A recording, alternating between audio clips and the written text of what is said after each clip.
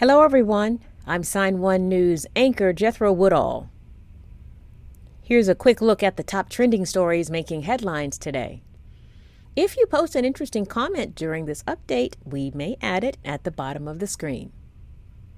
So let's get right into what's happening today.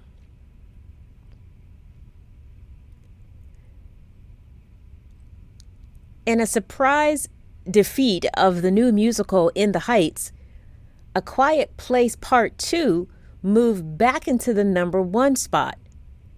And it set a pandemic-era box office milestone this weekend.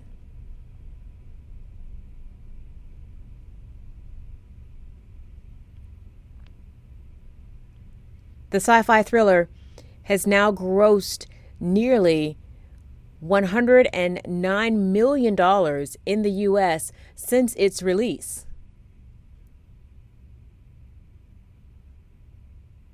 That makes it the first blockbuster to cross the $1 million mark in domestic theaters since the pandemic began.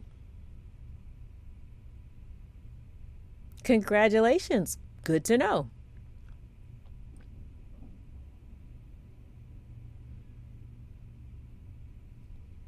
Here's an update to a controversial story we've been following for a few weeks.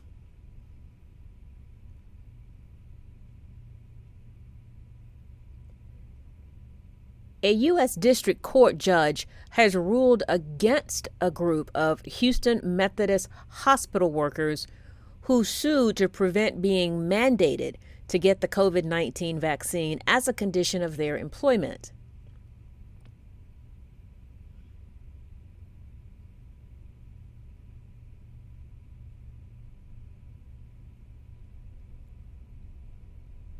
The workers argue the COVID-19 vaccines used in the United States are, quote, experimental and dangerous, and employment should not be based on whether you agree to serve as a human guinea pig.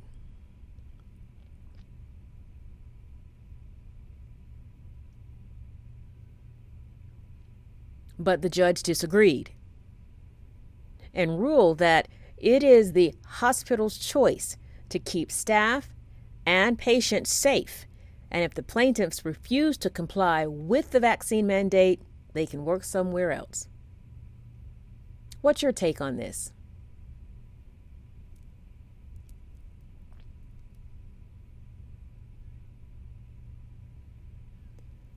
As more and more people return to air travel, unruly passengers are increasingly becoming a problem on flights. A spokesperson for the FAA, the Federal Aviation Administration, says it has received around 2,900 reports of unruly behavior by passengers this year. 2,200 of them have been related to non-compliance with the federal mask mandate.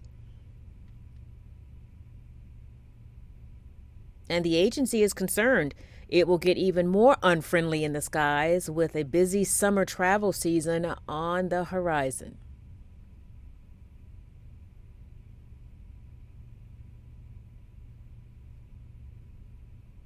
Yeah, I'm a little concerned too.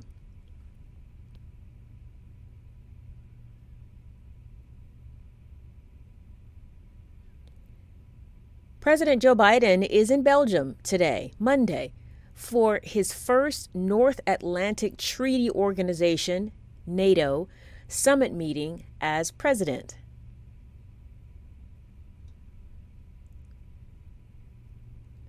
Biden's stance on NATO contrasts sharply with that of his predecessor, Donald Trump, who frequently criticized the alliance publicly and complained the U.S. was contributing more than its fair share. But Biden reaffirmed America's commitment to NATO, saying the alliance is critically important to U.S. interests because it allows America to conduct business all over the world.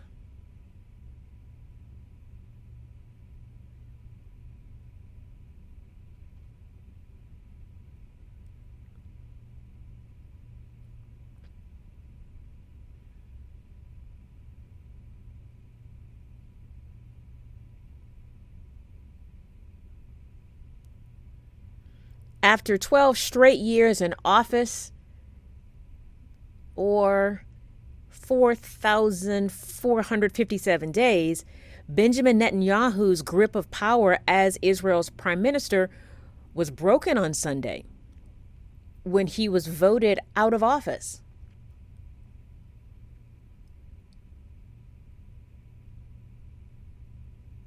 He was replaced with 49-year-old high-tech millionaire and right-wing rival Naftali Bennett.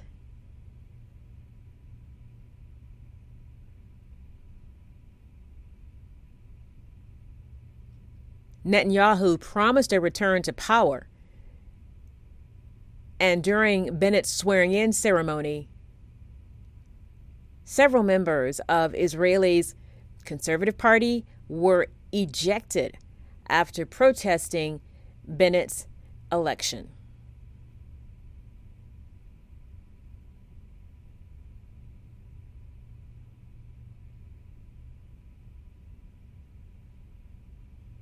In Ohio, I'm sorry, I hope you don't mind my cat sitting here for just a few minutes.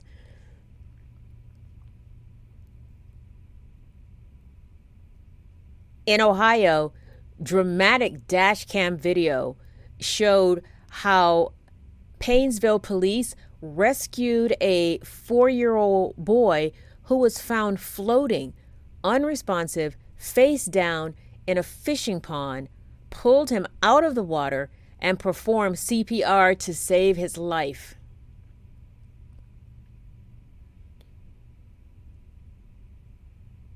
It's believed the child must have slipped out of a family member's residence and wandered into the park, where he later fell into the pond.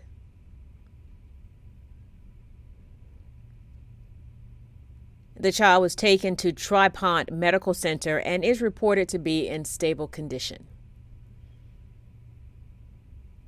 Definitely a happy ending to this story.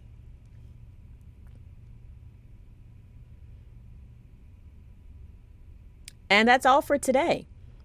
Sign1News will be broadcasting live updates Monday through Friday. Then this Saturday at 6 p.m. Eastern Time, join us for a live panel of diverse guests to discuss the hot topics of the week. Again, be sure to post your thoughts and comments at any time during any of the live shows. We might even share your comment. A big thank you to our Sign1News app subscribers. You help make this broadcast happen. You can download the Sign1News app by heading to the App Store or Google Play Store on your smartphone. You can also watch on Apple TV, Apple Watch, Amazon, and Roku. Have a wonderful day.